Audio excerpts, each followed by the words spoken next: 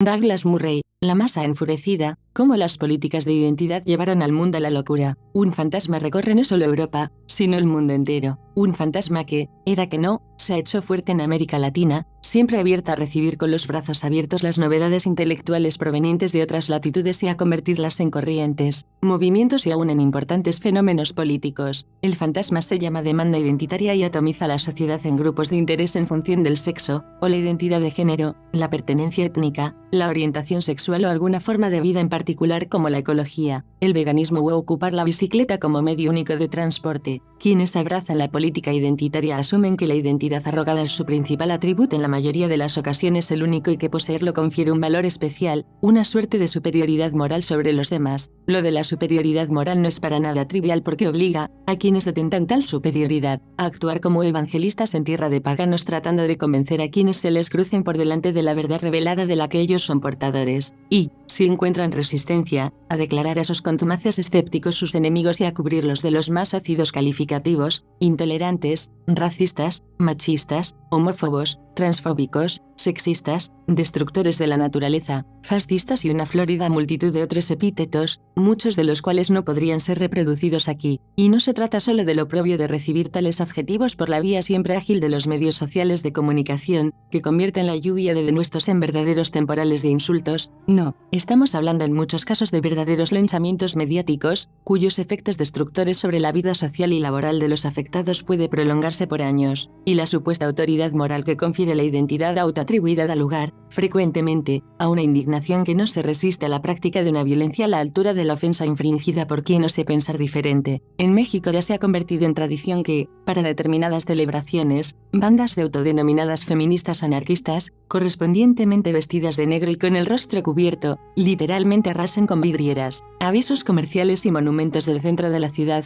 obligando a la autoridad a blindar esas calles en cada celebración. En Chile son cosa común las funas, nombre que se da al ataque multitudinario a personas que son blanco de la animadversión de alguno de estos grupos al grado que, casi como un ritual de fin de semana, cientos o más abrumadora parece ser la presencia del lenguaje inclusivo, que no obstante el reclamo insistente de la Real Academia Española y de una multitud de especialistas, parece imponerse generalizadamente al extremo de que muchas personas que seguramente valoran la pureza de su idioma se vean obligadas a dirigirse a públicos masivos como todas, todos y todes, un fenómeno que ha podido llevar, penosamente, al presidente de Venezuela Nicolás Maduro a anunciar con orgullo hace algún tiempo atrás que su gobierno acababa de ordenar la impresión de un importante número de libros y libras, a fines de abril recién pasado. Por su parte, el ministro de Educación del gobierno del presidente Boric en Chile, Marco Antonio Ávila, declaró el apoyo de su ministerio a las y los establecimientos educacionales y, en mayo, el subsecretario de Salud del mismo gobierno, Cristóbal Cuadrado, afirmó que las y los medicamentos son fundamentales para poder garantizar el acceso a la salud. América Latina ha hecho su propio aporte a las demandas identitarias, con el enunciado del socialismo comunitario del que es autor y principal impulsor Álvaro García Linera, el teórico del movimiento encabezado por Evo Morales en Bolivia. Su aporte radica en agregar a los indígenas a las identidades conocidas y en conferirles el rol de liderazgo de las rebeliones sociales que protagonizan el conjunto de grupos que se consideran oprimidos por su identidad. Sintetizaba en cierto modo esta visión del comunitarismo indigenista al declarar en una entrevista concedida en 2006, las estructuras materiales de las rebeliones sociales desde el 2000 son las pequeñas economías familiares, tanto en el campo como en la ciudad. Son los pequeños productores los que se han rebelado, campesinos, cocaleros, artesanos, microempresarios, cooperativistas mineros, y agregaba en la misma entrevista, podríamos decir que la Revolución Nacional de 1952 despierta al indio a la ciudadanía, pero trata de diluirlo en el mestizaje y le bloquea las posibilidades de desarrollo político. 50 años después, el indio se postula como un sujeto político autónomo que propone un nacionalismo expansivo, una nación con unidad en la diversidad como lo ha repetido tantas veces Evo Morales. También puede leerse en esa entrevista la afirmación: la experiencia que estamos viviendo en Bolivia replantea todo el debate sobre la lucha por el poder, que es un gobierno de los movimientos sociales. ¿Es posible? ¿Cómo se operará la relación entre lo político y lo social? Los mayores éxitos de la política de identidad comunitaria indígena probablemente sean la incorporación en la Constitución de Bolivia de 2022, de la definición establecida en su artículo 1, Bolivia se constituye en un Estado unitario social de derecho plurinacional comunitario, libre, independiente, soberano, democrático, intercultural, descentralizado y con autonomías, y en el artículo 290 la norma que establece que la autonomía indígena originaria campesina es la expresión del derecho al autogobierno como ejercicio de la autodeterminación de las naciones y los pueblos indígena originarios, y las comunidades campesinas. También la Constitución de Ecuador de 2008 puede reconocer la inspiración del indigenismo comunitario de García Linera, al establecer en su artículo 1 que el Ecuador es un Estado constitucional de derechos y justicia, social, democrático, soberano, independiente, unitario, intercultural, plurinacional y laico, y en el artículo 57 que se reconoce y garantizará a las comunas, comunidades, pueblos y nacionalidades indígenas, de conformidad con la Constitución y con los pactos, convenios, declaraciones y demás instrumentos internacionales de derechos humanos, los siguientes derechos colectivos y sigue una larguísima lista de derechos que consagran la vigorosa presencia indígena en la sociedad y la política ecuatorianas. ¿De dónde vino? ¿Cómo se consolidó y cuáles pueden ser las consecuencias de esta verdadera explosión identitaria? El periodista y ensayista británico Douglas Murray ha tratado de dar respuesta a estas preguntas en un libro que publicó en 2019 con el título de Madness of Crowds, traducido al español como La masa enfurecida, cómo las políticas de identidad llevaron al mundo a la locura. En las 368 páginas de esta edición española, Murray aborda con coraje, aunque sin perder una amenidad no exenta muchas veces de ironía, los que él identifica como los orígenes y situaciones asociadas a la expansión del fenómeno. Lo hace con relación a 4 de las más importantes manifestaciones identitarias presentes hoy en Estados Unidos y Europa: la homosexualidad, las mujeres, la raza y el transgénero. En el mismo texto y en secciones alternadas, presenta en calidad de interludios los fundamentos marxistas del fenómeno, el impacto de la tecnología y, asociada a esta, la tendencia de la sociedad contemporánea a linchar digitalmente a quienes juzga culpables de delitos en contra de la dignidad o los derechos identitarios. Acerca del origen del fenómeno, no tiene dudas, ha sido una forma de llenar el vacío impuesto por la llamada era posmoderna, una era que, según Murray, se define por su desconfianza a los grandes relatos, los que han terminado por ser refutados o volverse irremediablemente impopulares. Una era, nos recuerda, que ha visto desplomarse casi simultáneamente tanto a las religiones como a las ideologías laicas. En ese vacío posmoderno es que han proliferado nuevas ideas que aspiran a proponer sus propias explicaciones. Proliferación eficazmente estimulada por empresas como Google, Twitter y Facebook, que tienen el poder de influir en lo que la mayoría del mundo sabe, piensa y dice. El resultado ha sido que la interpretación del mundo a través de la lente de la justicia social, la política identitaria grupal y la interseccionalidad se haya convertido, quizás, en el esfuerzo más audaz y exhaustivo por crear una nueva ideología desde el fin de la Guerra Fría. Anuario Mexicano de Asuntos Globales 2022. Murray, que es un homosexual autoadmitido, se hace parte de las luchas de mujeres y homosexuales por sus derechos que, explica, empezaron como campañas legítimas de defensa de los derechos humanos y por eso pudieron llegar tan lejos. Afirma sin embargo que en un momento dado, todas descarrilaron. No satisfechos con ser iguales, sus partidarios decidieron arrogarse una posición insostenible como mejores. Algunos afirman que su objetivo consiste sencillamente en ocupar una posición mejor durante cierto tiempo para compensar un desequilibrio histórico, pero hasta el momento nadie ha explicado cuánto tiempo tiene que durar esta corrección ni quién tiene derecho a darla por terminada. Este pedir de más, el no aceptar el equilibrio sino que seguir de largo de la exigencia de justicia y exigir más de la sociedad queda bien ilustrado con la identidad queer. Esta identidad está representada por la Q de la sigla LGTBQI+, con que actualmente se identifica las identidades asociadas a preferencias sexuales y su definición corrientemente más aceptada la asocia con quienes piensan la preferencia sexual, o más ampliamente la identidad, fuera de categorías como hombre heterosexual, mujer heterosexual, homosexual o lesbiana. Según Murray, la comunidad queer está formado por un conjunto de personas para las que sentir atracción por alguien del mismo sexo implica algo más que la mera atracción por alguien del mismo sexo. Para ellas, la atracción homosexual no es más que la primera etapa de un viaje repleto de aventuras, el primer paso no solo hacia una nueva fase de la vida, sino hacia la transgresión de los modos de vida normales. A diferencia de los homosexuales que solo quieren ser aceptados como cualquier otra persona, los queers desean, por un lado, que se les reconozca como algo fundamentalmente distinto y, por otro, servirse de esa diferencia para derribar ese mismo orden en el que los homosexuales tratan de ingresar. El fenómeno descrito por Murray tiene expresiones claras también en el ámbito de las luchas por los derechos de las mujeres. Estas inicialmente solo parecían buscar la igualdad, esto es el equilibrio con los hombres, aunque algo ocurrió pues, como señala el autor, los derechos de las mujeres como los de los homosexuales venían aumentando a lo largo del siglo XX y parecían a punto de alcanzar un punto de equilibrio, pero justo cuando el tren llegaba a su destino, de repente tomó velocidad, pasó de largo y se perdió en la distancia dejando tras de sí un enorme estruendo. La imagen dice relación, siempre según Murray, con el éxito de lo que las propias feministas llaman las dos primeras olas del feminismo. La primera de ellas, cuyos inicios algunos sitúan en el siglo XVIII, estuvo caracterizada básicamente por la demanda de igualdad de derechos jurídicos. Como explica Murray, no derechos diferentes, sino iguales. El derecho de sufragio, obviamente, pero también el derecho a solicitar el divorcio, a obtener la custodia de los hijos y a heredar propiedades. Fue una lucha que duró años, pero se acabó ganando. La segunda ola, que se sitúa normalmente en la segunda mitad del siglo XX, es quizás la que más se asocia con el movimiento feminista en tanto tal, fue la que, de la mano de autoras tan respetadas como Simone de Beauvoir, desveló los orígenes y las condiciones más profundas de la condición de patriarcado que caracteriza a nuestras sociedades. Beauvoir demostró que son los patrones culturales los que producen y reproducen las relaciones entre mujeres y hombres, constituyéndolas como relaciones de poder. Esa relación queda mejor explicada cuando se diferencia el sexo del género, pues el género se refiere a los roles, comportamientos, actividades y atributos que una sociedad determinada en una época determinada considera apropiados para hombres y mujeres, unas características que son construidos socialmente y aprendidos a través del proceso de socialización, por lo que son cambiantes y específicas al contexto de una época determinada. En paralelo, la militancia política feminista desarrolló lo que fue conocido como Movimiento por la Liberación de la Mujer, que puso en evidencia que problemas que se consideraban de carácter personal, como la violencia en casa, eran resultado de relaciones sociales de poder encarnadas en la pareja. Ya no bastaba la igualdad jurídica, en consecuencia, sino que era necesaria una profunda transformación cultural. La tercera ola del feminismo se sitúa en la década de los 80 del siglo pasado y la cuarta en la segunda década del presente. Ha tenido lugar en un momento en que, según Murray, prácticamente todos los objetivos perseguidos por las mujeres y el feminismo se habían ya logrado y la conciencia acerca del derecho de las mujeres a la igualdad con los hombres en todos los terrenos se había impuesto cultural y políticamente en Occidente. Esos derechos se imponían en las constituciones y leyes de casi todos los países, se establecían como obligación en instituciones públicas y privadas y quedaban consagrados en decisiones de las Naciones Unidas y otros organismos multilaterales. Pero, ante los objetivos ya alcanzados, el movimiento identitario de las mujeres, la política feminista, en lugar de detenerse a consolidar institucionalmente su éxito, pareció buscar nuevos objetivos que no necesariamente significaban una nueva exigencia, pero sí mantener la lucha en pie. Para Murray, uno de los elementos más importantes de esta nueva etapa se dio, quizás, en el plano teórico, cuando el género había ya sustituido al sexo como definición básica de las exigencias políticas, comenzó a plantearse una nueva teoría. El género en realidad no existía, como explica Murray. En la base de esta nueva visión está la obra de Judith Butler, sobre todo en su libro El género en disputa, el feminismo y la subversión de la identidad, de 1990, editorial Paidós Ibérica, 2017, en la que plantea que el feminismo ha cometido el error de pensar que existían categorías tales como masculino y femenino. En realidad, dice Butler, citada por Murray, tanto lo masculino como lo femenino son presupuestos culturales. Es más, el género en sí no es más que un conjunto de actuaciones sociales continuas, no el resultado de una realidad previa. La inexistencia Anuario Mexicano de Asuntos Globales 2022 del género y la asunción de lo masculino y de lo femenino solo como actuaciones sociales, abre las puertas teóricas, o por lo menos ofrece un respetable marco teórico, a la identidad transgénero y al formidable desarrollo que ha tenido durante el último periodo, y explica la paradoja de que entre las principales defensoras de la identidad transgénero se encuentren justamente las feministas, que parecen entender esa identidad casi exclusivamente como la liberación de mujeres atrapadas en el cuerpo de hombres y no al revés. Otra vía para mantener la lucha feminista en pie, según Murray, adquirió la forma de un giro hacia la confrontación directa con los hombres, que en algunas autoras asumió la forma de una acusación relativa al presunto contraataque de los hombres en contra de los éxitos de las mujeres y en otras se ha reducido a una especie de misandria. Esto es puro y simple odio en contra de los hombres. Sobre este último rasgo, Murray, al comentar la frase mata a los hombres, un lema que se utilizó con insistencia durante algún tiempo en las redes sociales, anota, en los tiempos en que las mujeres no podían votar, mata a los hombres podría haber sido una forma exaltada de exigir el sufragio femenino. Si las feministas de la primera ola hubieran luchado por la igualdad al grito de mata a los hombres, todo el mundo habría convenido en que no era la forma más atinada de sumar simpatizantes a la causa. Sin embargo, un siglo después parece aceptable, y aún normal, que mujeres nacidas con todos los derechos por los que sus antecesoras tuvieron que pelear reaccionen con un lenguaje más violento que el que se empleaba cuando la balanza estaba infinitamente más desequilibrada. Detrás de esta pasada de largo de lo que podía haber sido una estación terminal de la lucha de las mujeres por sus derechos, está la posibilidad de que, quizás, las mujeres crean ser en realidad mejores que los hombres y que merezcan algo más que la simple paridad. El propio Murray recuerda la frase de Christine Lagarde, entonces directora ejecutiva del Fondo Monetario Internacional en 2018, recordando la crisis económica internacional de 10 años antes: como he dicho en numerosas ocasiones, si los hermanos Lehman hubieran sido las hermanas Lehman, el mundo de hoy bien podría ser muy diferente. El resultado de este tipo de desequilibrios, sostiene Murray, nos lleva a enfrentar no solo un futuro cada vez más atomizado y lleno de rabia y violencia, sino un futuro en el cual la posibilidad de retroceder en materia de derechos, incluidos los buenos, es más verosímil cada día, un futuro en el que el racismo se combate con el racismo y en el que la marginación por motivos de género se combate con marginación por motivos de género. Uno de los efectos más dolorosos de la nueva realidad a la que conduce la política identitaria es el que Murray aborda en su interludio titulado Sobre el perdón, cuyo tema principal es lo que él denomina el linchamiento digital. Este por lo general se origina en la exposición pública de algo que lo mismo puede ser un mensaje de texto que una conversación telefónica, que inicialmente estaba destinado a un círculo restringido o incluso a una sola persona, pero que de pronto llega a un público masivo que por lo general ignora el contexto de la conversación de la cual se obtuvo. Esa intrusión en la vida privada no sería de lamentar de no ser porque, como nos recuerda Murray, lo único que llama la atención en Internet es la vida de los otros en sus peores facetas. Eso es oro puro para una red adicta al linchamiento y el regodeo en la desgracia ajena. Todos conocemos esa sensación de placer al ver que alguien cae en desgracia, ese sentimiento de superioridad al ser partícipes del castigo al infractor. Y, sí, es de lamentarlo porque, cuando la exposición de ese lenguaje privado hiere los sentimientos de un grupo identitario, ya puede esperarse una venganza feroz que por lo general termina con la muerte cívica del afectado por vía de su linchamiento digital, esto es a través de las redes sociales, frente a las cuales no existe tribunal alguno al cual recurrir. Es posible que quien cae en esa penosa circunstancia incluso comparta los sentimientos propios de las identidades ofendidas, crea que se equivocó y aún elimine el comentario o la palabra que lo condena. Es inútil. Como nos recuerda Murray, Internet nunca olvida, y tanto no olvida que la lectura en las redes sociales de algo escrito años aún décadas atrás, o una actitud o acción realizada también años atrás puede provocar la misma reacción que provocaría si hubiese sido escrito o realizada hoy. Y esto acarrea otro problema o, mejor dicho, otra injusticia, pues, como nos hace ver Murray, ¿a qué tribunal puede apelarse? Sobre todo cuando la naturaleza del delito, o el delito en sí, varía casi de un día para otro. ¿Cuál es hoy la forma correcta de referirse a una persona trans? ¿Empleaste tal o cual palabra como broma o como insulto? ¿Qué pensaremos dentro de 20 años de lo que estamos haciendo hoy? Y la posibilidad de ser ajusticiados pende también sobre las cabezas de personas que ya no existen e, incluso, sobre las de quienes dejaron de existir hace siglos. Sobre este punto es imposible no recordar el castigo que se impuso en fecha reciente a la estatua de Cristóbal Colón, situada en el Paseo de la Reforma de Ciudad de México, acusados, la estatua y Colón, de ser el origen último de los crímenes perpetrados por los colonizadores. El castigo fue la remoción desde ese sitio para ser trasladada a algún destino desconocido y su reemplazo por la efigie de una dama indígena rescatada de una excavación antropológica. ¿Es esto justo? La opinión de Murray es clara. Evidentemente la gente de hoy en día cree que habría actuado mejor porque sabe cómo termina la historia, pero nuestros ancestros no contaban con ese lujo. Mejores o peores, tomaron sus decisiones en función del tiempo y el lugar en que vivieron, movidos por las circunstancias y las ideas que se encontraron. Para justificar su proposición relativa al perdón como antídoto del linchamiento mediático, Murray hace pie en el contenido de una conferencia que pronunciara Hannah Arendt en noviembre de 1964 en la Universidad de Chicago. En esa conferencia Arendt afirmó que toda actuación humana se realiza dentro de una red de relaciones en la que todo Anuario Mexicano de Asuntos Globales 2022 acción provoca no solo una reacción sino una reacción en cadena. Eso significa que todo proceso es la causa de nuevos procesos impredecibles. Por consiguiente, afirma Arendt, nunca podemos realmente saber qué estamos haciendo. En esas circunstancias y puesto que no existe ninguna posibilidad de deshacer lo ya hecho, la posibilidad de crear vínculos con las personas afectadas por nuestros hechos radica exclusivamente en la capacidad de mantener las promesas realizadas, en tanto que la posibilidad de mantener esos vínculos radica a su vez en el perdón, como señala Arendt,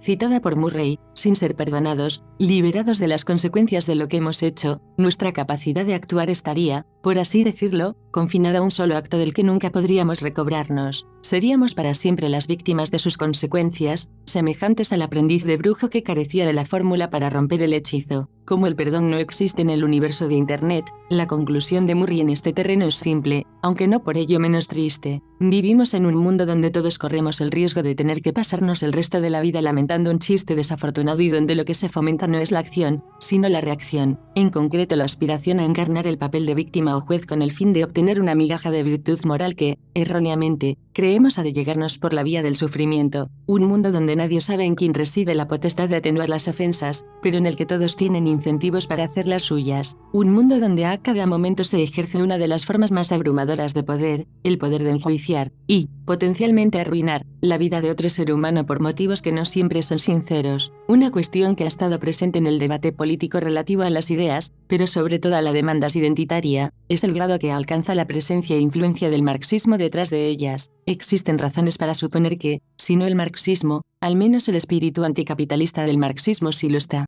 De hecho, casi todos los movimientos u organizaciones más activos en nombre de alguna identidad específica, acaban por definirse como anticapitalistas o, más frecuentemente, como enemigos del neocapitalismo, que es la forma que asume entre estos grupos la crítica al capitalismo en general. Entre quienes se han preocupado de encontrar las raíces marxistas del nuevo pensamiento destaca Álvaro García Linera, quien se preocupó de reunir textos algunos prácticamente desconocidos de Marx, que exonerarían de culpa a los marxistas que practiquen una política identitaria, puesto que demostrarían que éste se habría preocupado del tema y habría entregado su visión sobre el mismo. Esto es la visión o versión oficialmente marxista sobre la materia. En mayo de 2015, cuando él era vicepresidente de Bolivia, García Linera presentó en La Paz un libro titulado Karl Marx escritos sobre la comunidad ancestral que, según se explicó en la oportunidad, reúne y traduce textos originales del fundador del socialismo científico, ver cable de agencia NF, fechado en La Paz, 14 de mayo de 2015. El mismo cable se preocupa de aclarar que en los años 90 García Linera había impulsado la edición de algunos de esos textos, aunque solo mimeografiados, bajo el sello Ofensiva Roja.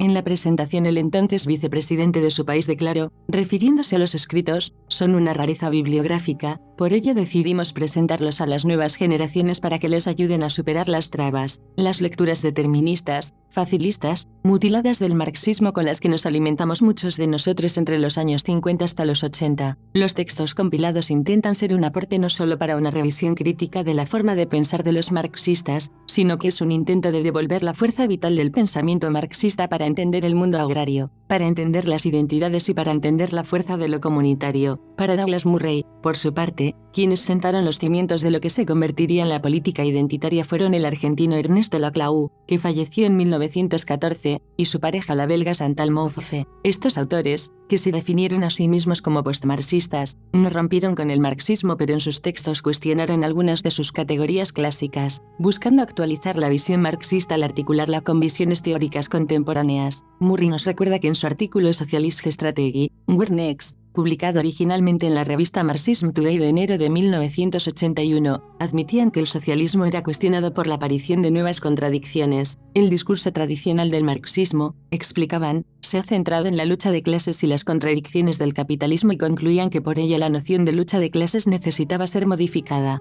Concretamente se preguntaban, ¿hasta qué punto se ha vuelto necesario modificar la noción lucha de clases si queremos abordar los nuevos sujetos políticos, las mujeres, las minorías nacionales, raciales y sexuales, cuyo carácter es netamente anticapitalista, pero cuya identidad no está construida en torno a intereses de clase específicos? Profundizando en ese tema en un libro que retomó y amplió los planteamientos de su artículo, Hegemonía y estrategia socialista, hacia una radicalización de la democracia, siglo XXI, Madrid, 1987, Laclau y Mouffe sostuvieron que el hecho que el sistema capitalista no haya caído todavía no significa que no vaya a caer nunca, solo obliga a seguir escarbando en sus contradicciones, entre ellas, el hecho de que las condiciones de la lucha política en el capitalismo maduro se alejan cada vez más del modelo del siglo XIX. En nuestra era la lucha política debe involucrar a otros grupos. Estos nuevos grupos, que se constituyen en nuevos sujetos políticos, son las mujeres, los estudiantes, los jóvenes, las minorías raciales, sexuales y regionales, y en general las distintas luchas antiinstitucionales y ecológicas, y explican, según Murray, que cita Socialist Strategy Where Next?, que a pesar de que sus rivales pueden ser los mismos del socialismo, esos grupos disponen de una ventaja: su enemigo no se define por su función ni por la explotación, sino por poseer Anuario Mexicano de Asuntos Globales 2022 cierto poder, y este poder no emana de su lugar en las relaciones de producción, sino que es el resultado de la forma de organización social característica de la sociedad actual. La actual es, sin duda,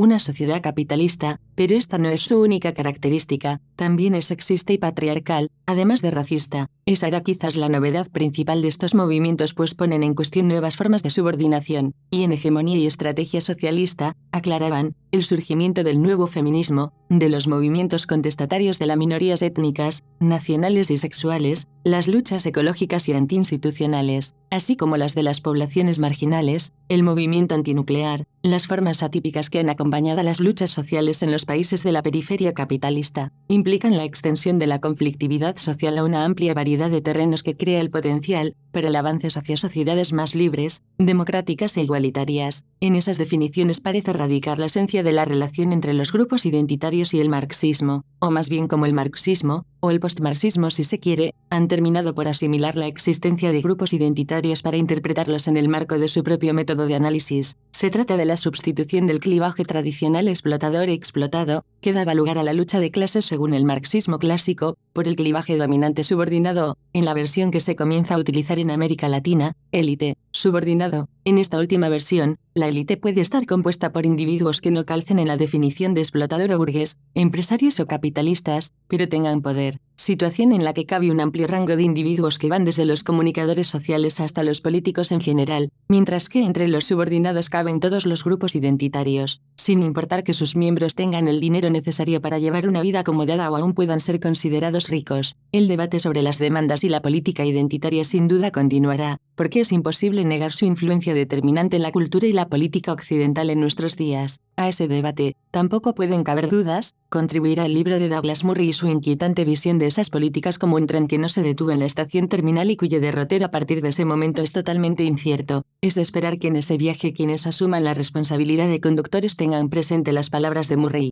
quien en su obra nos recuerda que el modo en que los individuos y los colectivos se comportan en el momento de la victoria dice mucho de cómo son. ¿Estamos dispuestos a que los argumentos que nos sirvieron a nosotros les sirvan también a otros? ¿Creemos de verdad en los principios de la reciprocidad y la tolerancia o no son más que una excusa? ¿Están dispuestos quienes han sufrido censura a censurar a otros a su vez en cuanto se presenta la ocasión?